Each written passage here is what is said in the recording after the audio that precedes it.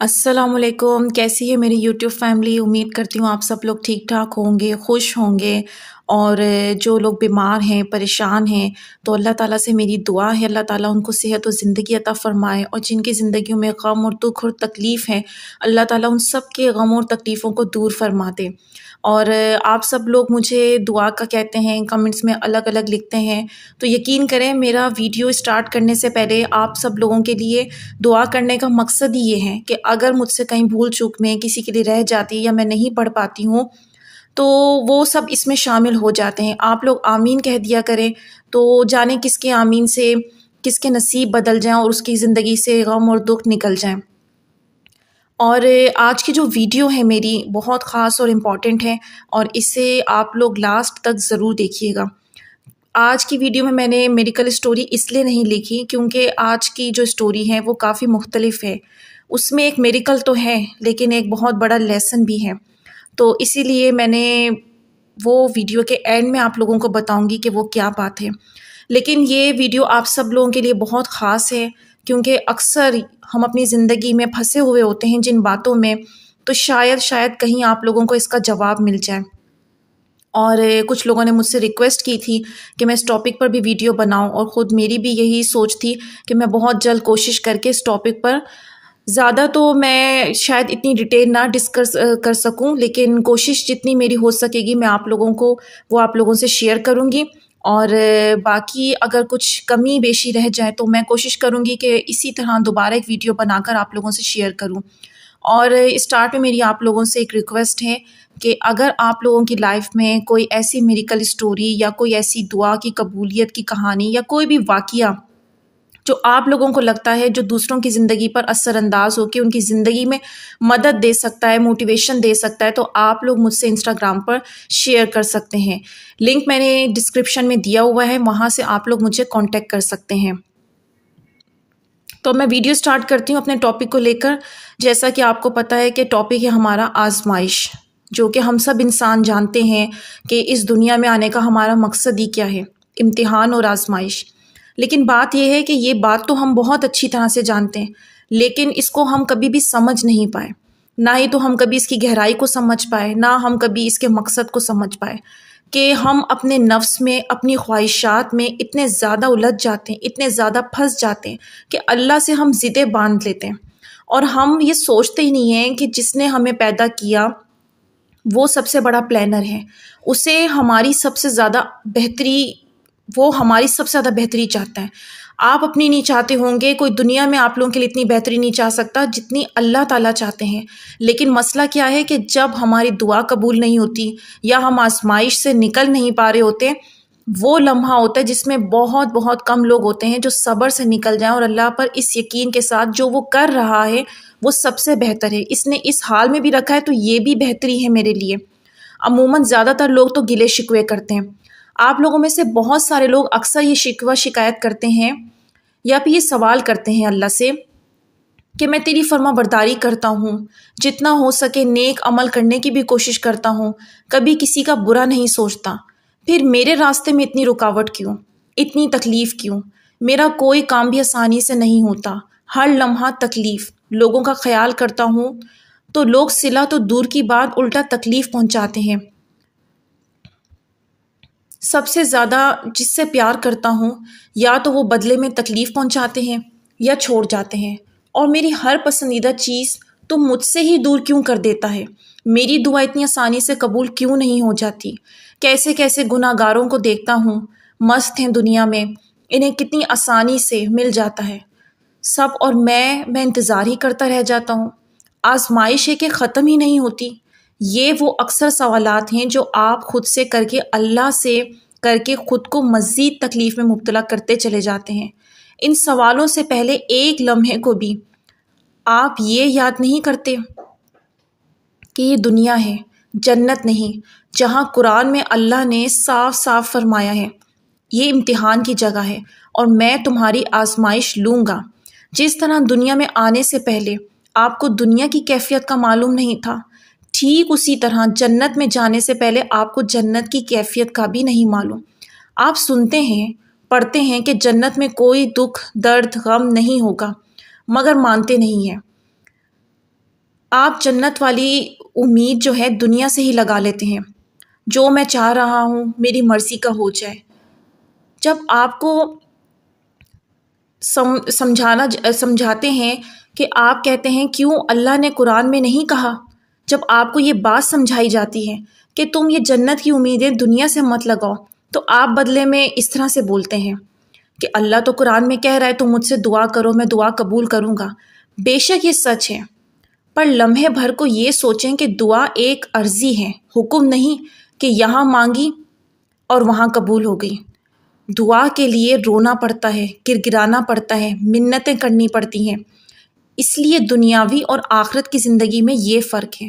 دنیا میں کچھ پانے کے لیے آپ کو محنت بھی کرنا ہوگی، انتظار بھی، صبر بھی، اور اللہ کو منانا بھی پڑے گا، کیونکہ وہ لائق ہیں کہ اس کی عبادت کی جائے اور عاجزی سے اس سے مانگا جائے، گر گرا کے اس سے مانگا جائے، نہ کہ حکم کر کے بھکاری بن کر اس سے مانگا جائے۔ اب اس دعا اور خواہش کے امتحان میں آزمائش بھی آئے گی۔ کہیں کہا ہے اس نے کہ آزمائش نہیں دوں گا؟ پھر اللہ سے کیوں اتنے گلے شکوے کرتے ہیں اپنی دعائیں قبول نہ ہونے پر اور اپنی خواہشات پوری نہ ہونے پر؟ کیوں اتنی جلدی بدگمان ہو جاتے ہیں؟ آزمائش کبھی بھی گناہوں کا نتیجہ نہیں ہوتی۔ اللہ پاک بدلے نہیں لیتے، اسے تو سب معلوم ہے کون کیسا ہے، کس کا کیا انجام ہوگا۔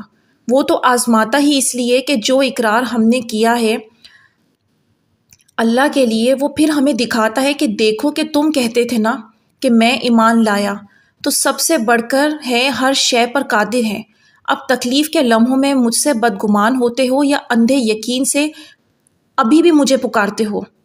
یہ نقصان ہو جانے کی صورت میں شکوے کرتے ہو، یا مجھے کیوں نہیں دیا، یا میرے ساتھ ایسا کیوں ہوا، مجھ سے یہ چیز کیوں لے لی؟ یہ سب تو وہ ہمیں اس دنیا میں ہی دکھا رہا ہوتا ہے۔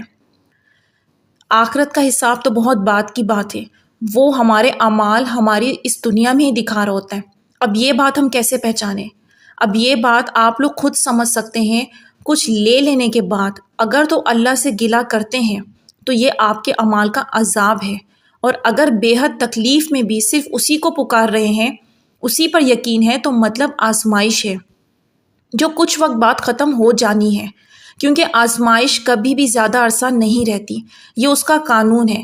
پیغمبروں کی زندگیاں دیکھ لیں، سب کی مدت الگ الگ وقت کی تھی، لیکن وہ ختم ہوئی۔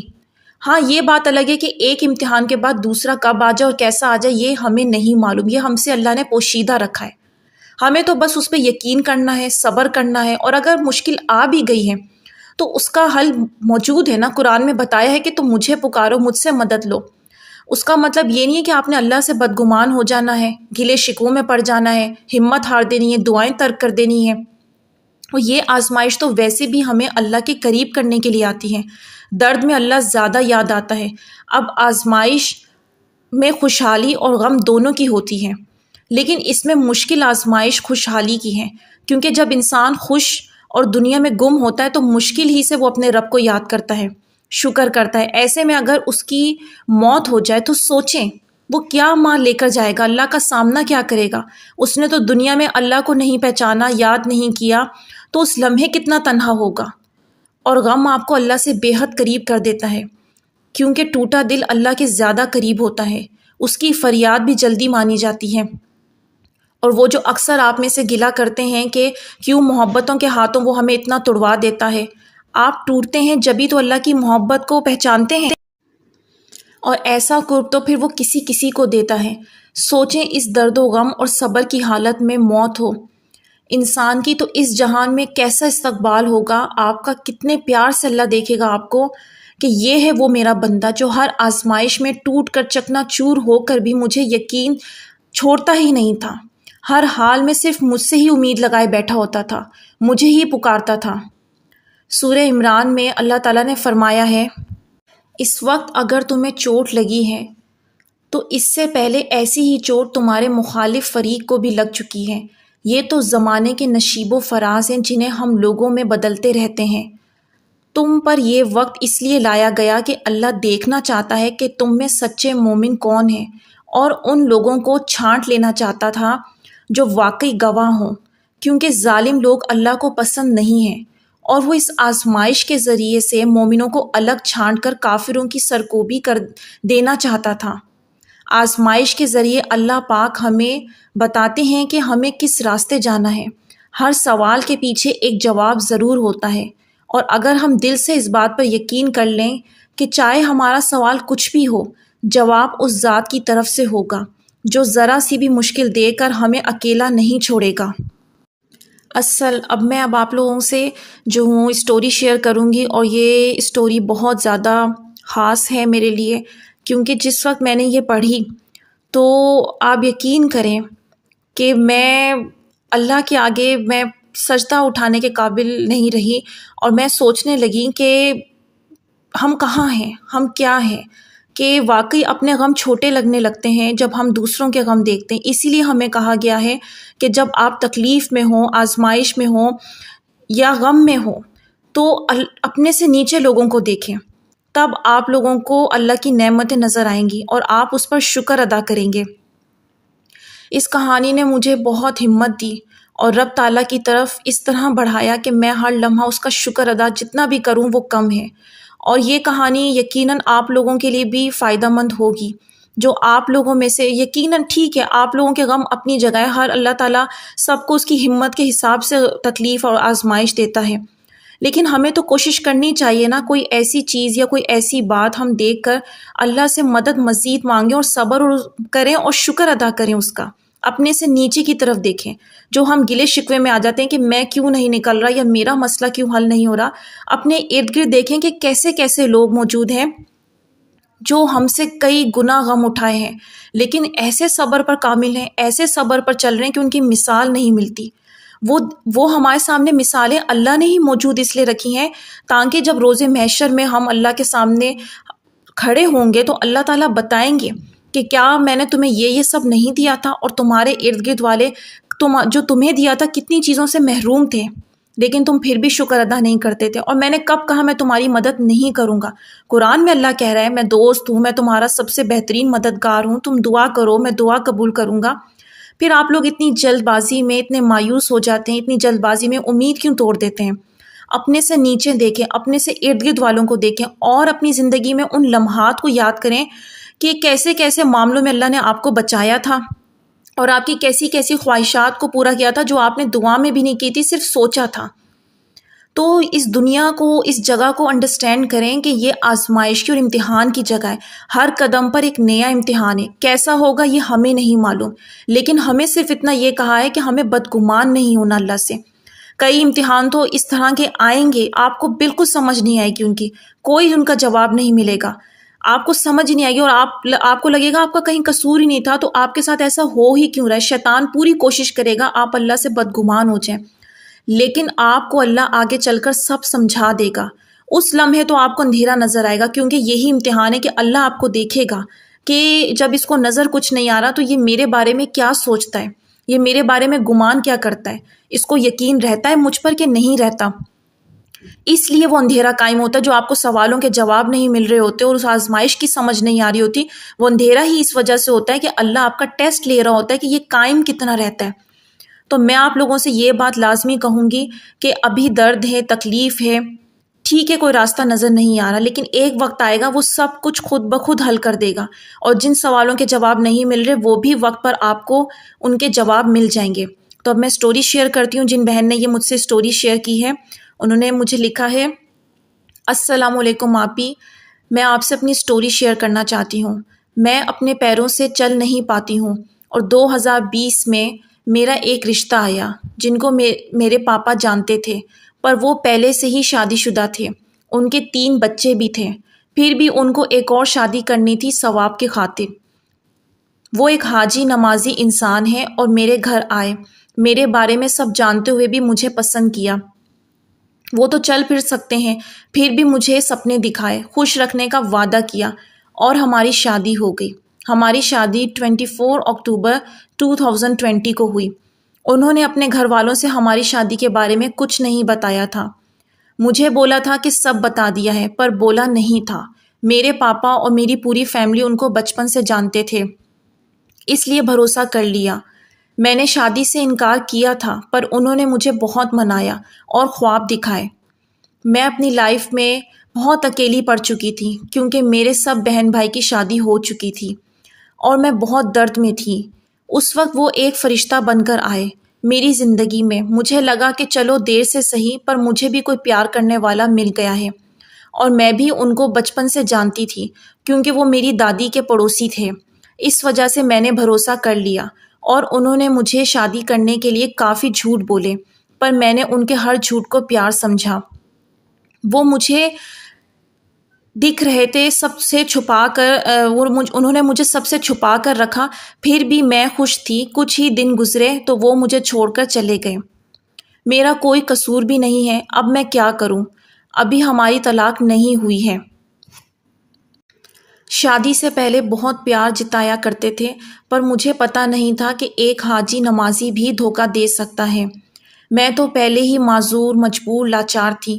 اس انسان نے ایک بار بھی یہ نہیں سوچا کہ میں کسی کا دل دکھا رہا ہوں، کیا اللہ معاف کرے گا؟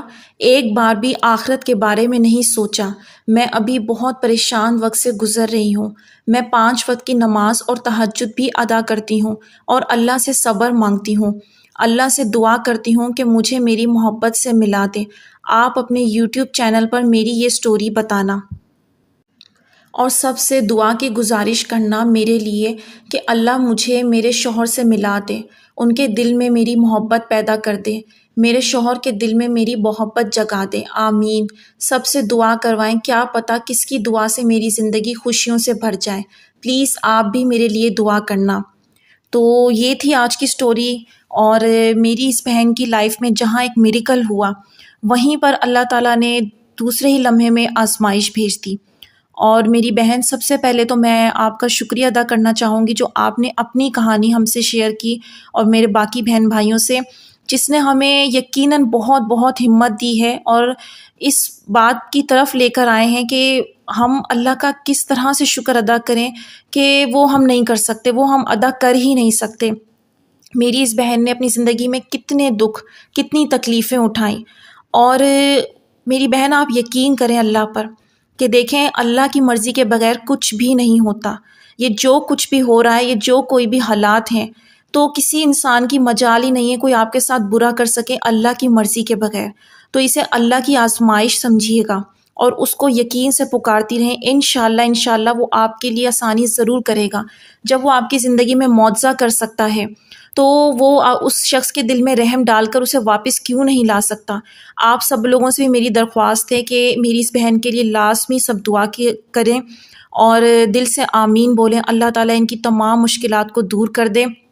انہوں نے اپنی زندگی میں بہت دکھ اٹھائے ہیں، اور مجھے امید ہے کہ اس سٹوری سے آپ لوگوں کو بھی بہت ہمت ملے گی۔ جہاں جہاں آپ لوگ اپنی زندگی میں دکھ اٹھا رہے ہیں، وہاں ایک لمحے کو سوچیے گا کہ اللہ تعالیٰ کا سب سے بڑا تو احسان یہ ہے کہ آپ کو پورے جسم کے اعضاء صحیح سلامت دی ہے، آپ کو صحت دی، آپ روز اٹھتے ہیں۔ اگر آپ کی نیند میں ہی موت ہو جائے، جس خواہش کو آپ دل میں لے کے بیٹھے ہیں وہ تو ساتھ ہی چلی جائے گی۔ وہ آپ کو روز ایک نیا دن دے رہا ہے اور دعا کے لیے ہاتھ اٹھانے کی توفیق دے رہا ہے، تو مطلب اس کی رضا ہے نا۔ جب وہ آپ کو ہر ایک نئی صبح دیتا ہے اور دعا کی توفیق دے رہا ہے تو وہ آپ کو کیوں نہیں کچھ عطا کرے گا، اور اس آزمائش سے کیسے نہیں نکالے گا؟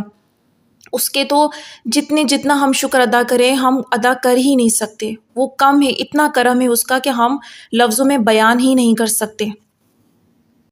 تو وہ لوگ جو گلہ کرتے ہیں کہ میرے ساتھ ایسا کیوں ہوا یا میرا معاملہ اب تک کیوں حل نہیں ہو رہا، یقیناً اس سٹوری سے اور جو باتوں کے پوائنٹ میں نے آپ لوگوں سے شیئر کیے ہیں ان سے آپ لوگوں کو ضرور ہمت ملے گی، اور خدارا اس دنیا کو جنت نہ سمجھیں، اس دنیا کو امتحان کی جگہ سمجھیں، اور یہاں پہ ہمیں عاجزی کے ساتھ سرنڈر کر کے اللہ کے حضور چلنا ہے۔ یہاں پہ ہمیں اللہ کی ماننی ہے، تو یقین کریں پھر وہ آپ کی جو من پسندہ چیزیں ہیں وہ لازمی دے گا، اور پھر اس جہان کو آپ کی مرضی کے مطابق ضرور عطا کرے گا۔ تو اس کی مان کر چلیں، گلے شکووں میں پڑیں گے اپنا نقصان کریں گے، اپنا آپ دوسروں سے موازنہ کریں گے تو نقصان میں جائیں گے، اپنے سے اوپر کی چیزوں کو دیکھیں گے تب بھی نقصان میں جائیں گے۔ اپنی نگاہوں کو، اپنی روح کو جھکا کر چلیں کہ آپ کا اللہ سب کچھ کر سکتا ہے، اور آپ امتحان میں ہیں، مسلسل موت تک آپ کا امتحان چلتا رہے گا، کبھی مال سے، جان سے، آپ کی خواہشات سے، پسندیدہ چیزوں سے، ہر لمحہ امتحان ہوگا۔ نکل جائیں گے آپ لوگ، وہ لوگ نکل جائیں گے جو اللہ سے جڑے رہیں گے۔ جیسے جیسے اس نے کہا ہے محمد صلی اللہ علیہ وسلم کی زندگی ہمارے سامنے ہے، ہر لمحہ ان کی آزمائش تھی، ان سے زیادہ کوئی اللہ کو محبوب ہوگا؟ وہ کتنے پیارے ہیں اللہ کو، لیکن ہر لمحہ انہوں نے تکلیف اور آزمائش اٹھائی، اف نہیں کیا۔ تو ہمیں اس بات کے پیچھے تلاش کرنا ہے کہ ان کی اف نہیں نکلی تو اس کے پیچھے کیا وجہ ہے، کیا معاملہ ہے۔ یقیناً کوئی بہت بڑی چیز ہے، اور جتنا بڑا امتحان ہوگا، جتنا بڑا درد ہوگا، اتنے بڑے آپ کے انعامات ہوں گے، ملیں گے، لازمی ملیں گے۔ اپنی پچھلی زندگی پہ غور کر لیا کریں، کیا کبھی اللہ نے آپ کو تنہا چھوڑا ہے؟ اور اس انسان کی بات ہی کیا ہو جو اپنی آزمائش میں روتی ہوئی آنکھوں سے، مسکراتے ہوئے، ٹوٹے دل کے ساتھ صبر کر لے اور اللہ پر یقین کے ساتھ ہر غم پہ قابو پا لے۔ بے شک اللہ تعالیٰ ہی ان کی مدد کرتے ہیں۔ جو اپنی مدد خود کرنا چاہتے ہیں، اس معاملے میں تو انسان کو صرف یقین رکھنا ہے، اس کے بعد سارے معاملے سیدھے ہوتے چلے جائیں گے اور ہم سنبھلتے چلے جائیں گے۔ تو امید کرتی ہوں آج کی ویڈیو آپ لوگوں کو شاید کچھ مدد دے گی، شاید کوئی موٹیویشن دے گی، اور آپ اللہ کو ایک بار پھر بہت یقین اور ایمان سے اسے پکاریں گے، اس یقین کے ساتھ کہ اس کے سوا آپ کو ان تکلیف اور آزمائشوں سے کوئی بھی نہیں نکال سکتا۔ بس یہ مان دینا ہوگا، آپ کا مسئلہ تو اسی لمحے حل ہو جائے گا۔ تو اب مجھے دیجیے اجازت، کمنٹس میں اپنی رائے کا ضرور اظہار کیا کریں، مجھے موٹیویشن ملتی ہے اور بہت ہمت ملتی ہے، پھر میرا دل چاہتا ہے مزید آپ لوگوں کے لیے اچھی ویڈیو بناؤ۔ اب مجھے اجازت دیجیے، اللہ حافظ۔